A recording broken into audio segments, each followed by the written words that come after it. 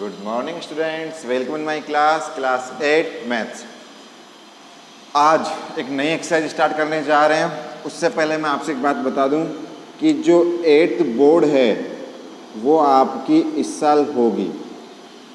Government का notification क्या आया था कि इस साल 8th बोर्ड में 10th बोर्ड के जैसे फेल पास का सिस्टम कर दिया गया है। अब फेल पास का सिस्टम कर दिया गया है का क्या मतलब है? फेल पास के सिस्टम का मतलब है कि अगर आप 8th बोर्ड में, जब आपका बोर्ड में एग्ज़ाम लगेगा, ठीक है, अगर आप उसमें फेल हैं तो फेल ही रहेंगे, अगर सप्लीमेंट्री है तो सप्लीमेंट्री रहेंगे। मतलब एज इट इज़ जो 10th क्लास में होता है वो सारा पैटर्न किस में होगा? 8th क्लास में। तो मतलब अब सोच लीजिए आपके लिए कितना नेसेसरी है पढ़ना। अब 8th बोर्ड को, 8th बोर्ड एग्जाम है तो आपको 10th के जैसे पढ़ना ही पड़ेगा। परसेंटेज वाला सिस्टम हो गया, ठीक है। तो आप अब क्या करेंगे? अब से हम हमारी बुक कौन सी? ये वाली, ठीक है, एडवाइज़र। इसमें जो NCERT लिखा हुआ होता है, NCERT फोल्डर, उस पर फोकस करेंगे, ठीक है, क्योंकि NCERT फोल्डर में जो दिया हुआ है वही हमारे बोर्ड एग्जाम में आएगा। तो देखिए, हम स्टार्ट कर रहे हैं chapter number exercise number 12, exponent and power. अब एक्सपोनेंट एंड पावर का मतलब क्या है समझिए।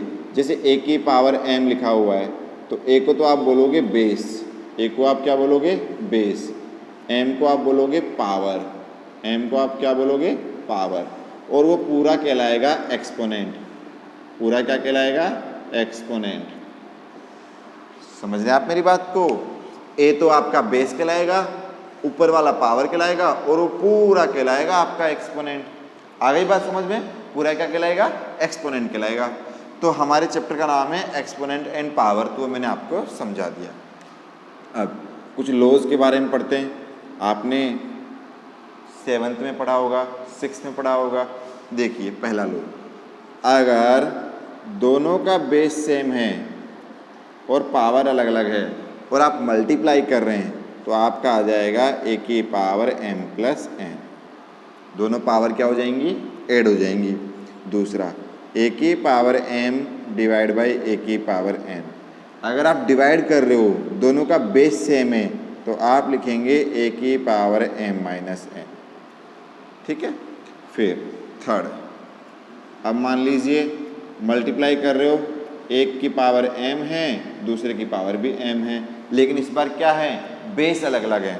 भाई यहाँ दोनों के बेस सेम थे, मल्टीप्लाई किया प्लस हो गया। यहाँ डिवाइड है, दोनों का बेस सेम है, पावर अलग अलग है, माइनस हो गया। ऐसे ही यहाँ पर दोनों को जब मल्टीप्लाई कर दीजिए और पावर एक साथ लगा दीजिए। फोर्थ, a की पावर m डिवाइड b की पावर m, तो आप उसको लिखोगे a अपॉन b और होल पावर m, ठीक है, क्योंकि पावर सेम है, बेस अलग अलग है। ऐसे ही आप फिफ्थ देखेंगे। फिफ्थ में क्या लिखा हुआ है, ध्यान से समझिएगा, a की पावर m की पावर n, या आप लिखिए a की पावर n की पावर m, तो वो हो जाएगा a की पावर mn। क्या हो जाएगा? a की पावर mn। समझ रहे हैं आप मेरी बात को? अगर पावर की भी पावर हो तो आपस में क्या हो जाती है? मल्टीप्लाई हो जाती है। अब a की पावर 0 कितना होता है? स्टैंडर्ड रिजल्ट है 1 होता है। a की पावर -1 इन्वर्स हो तो उसको 1 अपॉन a लिख सकते हो आप। आ रही बात समझ में? और आराम से देखते रहिए, ठीक है। तो पहला कौन सा था कि दोनों का बेस सेम है, पावर अलग अलग है, ऐड हो गई मल्टीप्लाई में। डिवाइड में माइनस हो जाएगा। दोनों की पावर सेम है, बेस अलग अलग है, तो पहले बेस को मल्टीप्लाई कीजिए, पावर 1 हो जाएगी। सेम कंडीशन इसमें करना है। फिफ्थ है आपका, पावर की पावर हो तो आपस में मल्टीप्लाई हो जाती है। a की पावर 0 1 और a इनवर्स 1 अपॉन a, ठीक है। तो ये कुछ लॉज हैं एक्सपोनेंट के जो पूरी एक्सरसाइज में काम आएंगे। इनको ध्यान से समझ लीजिए, इन्हीं के बेस पे हम क्वेश्चंस को सॉल्व करेंगे, ठीक है। लिख लिया आप लोगों ने?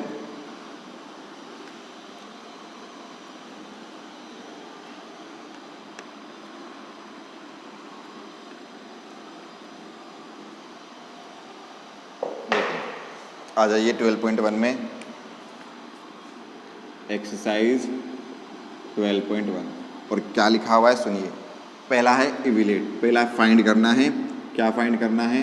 3 की पावर -2, जिसे आप लिखेंगे 1 अपॉन 3 का स्क्वायर।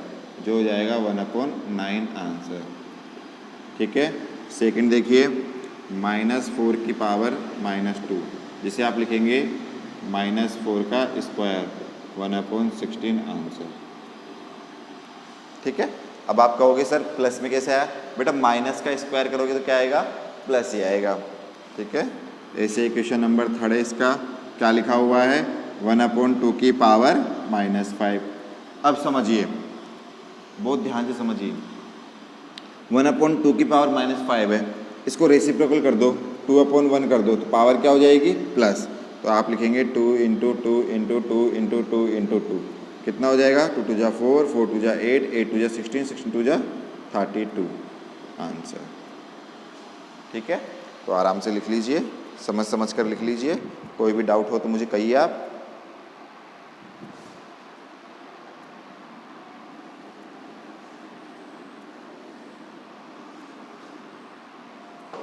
चलिए क्वेश्चन नंबर 2 देखिए, और 2 में क्या देखना है समझिएगा। Simplify and express the result in power notation with the positive exponent. -4 की पावर 5 पहला क्वेश्चन, डिवाइड -4 की पावर 8। यही है, आप डिवाइड कर रहे हो।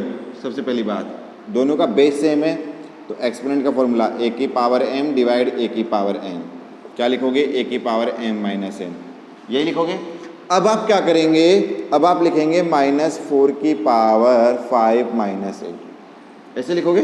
फिर आप लिखोगे -4 की पावर -3, तो ये आ जाएगा 1/-4 की पावर 3।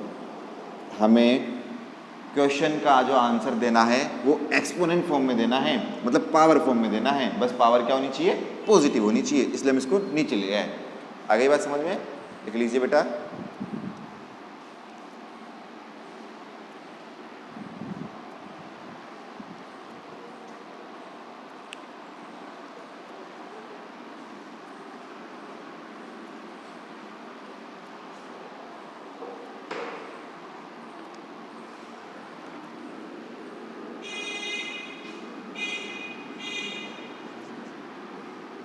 -3 की पावर 4 मल्टीप्लाई 5/3 की पावर 4।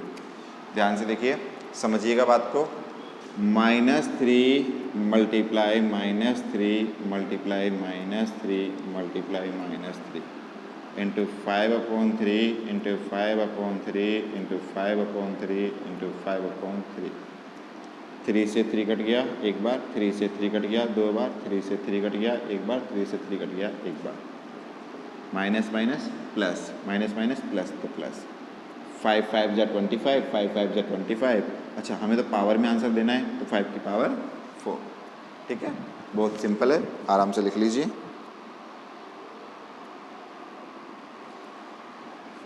हमें बोर्ड एग्जामिनेशन को ध्यान में रखकर वीडियो को बार बार वॉच करना है, बार बार समझना है। ठीक है। अब आप समझ लीजिए कि 8th क्लास में आप हो तो आपके लिए कितना नेसेसरी है पढ़ना, क्योंकि बोर्ड एग्ज़ाम होगा 10th लेवल का, तो आप सोचिए कितना टिपिकल हो जाएगा आप लोगों के लिए। समझ रहे आप मेरी बात को? मैं आपसे क्या कह रहा हूँ? देखिए, क्या दोनों का बेस सेम है? आप कहोगे बिल्कुल बेस सेम है, तो 3 की पावर -7 माइनस, क्योंकि डिवाइड का साइन है, और माइनस का 10, फिर ब्रैकेट क्लोज, और इनटू में 3 की पावर -5। माइनस माइनस प्लस, तो आप लिखेंगे 3 की पावर -7 + 10 और मल्टीप्लाई 3 की पावर -5। ठीक है, तो ये आ जाएगा 3 की पावर, 10 में 7 गया तो 3 इंटू, इसको अपॉन में ले लीजिए 1/3 की पावर 5। अब अपॉन में लेने का मतलब क्या हो गया? 3 की पावर 3/3 की पावर 5, ये तो डिवाइड में आ गया, और डिवाइड में आने से क्या पता चल गया कि दोनों का बेस सेम है, तो पावर क्या हो जाएंगी? 3 की पावर 3 -5, तो 3 की पावर -2, तो ये 1/3 स्क्वायर बराबर 1/9 आंसर। लिख लीजिए बच्चों। ठीक है, आपको कंप्लीट सॉल्यूशन करना है। ये मैंने 1/3 स्क्वायर तक, यहाँ तक आपको आंसर लीव करना है, मैंने पूरा सोल्व कर दिया है। ठीक है, तो यह आपका क्वेश्चन नंबर 1 और 2 कौन सा? NCERT folder. मैं वापस बता देता हूँ, NCERT फोल्डर में आना है आपको, और वहाँ से 12.1 एक्सरसाइज करनी है। ठीक है, अब नेक्स्ट वीडियो में, नेक्स्ट क्लास में हम क्वेश्चन नंबर 3 और 4 और 5 को डिस्कस करेंगे। ठीक है, तो आप जितने भी क्वेश्चंस हैं उनको रफ में, फेयर में, पहले तो वीडियो देखते देखते वॉच करते करते रफ में लिखेंगे, उसके बाद फेयर में बुक से देखकर करेंगे, क्योंकि बोर्ड एग्ज़ाम है और बोर्ड एग्ज़ाम में आपको बहुत अच्छे से प्रैक्टिस करनी है। ठीक है, तो थैंक यू सो मच बेटा, आराम से देख लेना वीडियो को, बार बार रिपीट कर लेना अगर नहीं समझ में आए तो। ठीक है बेटा, थैंक यू सो मच बेटा।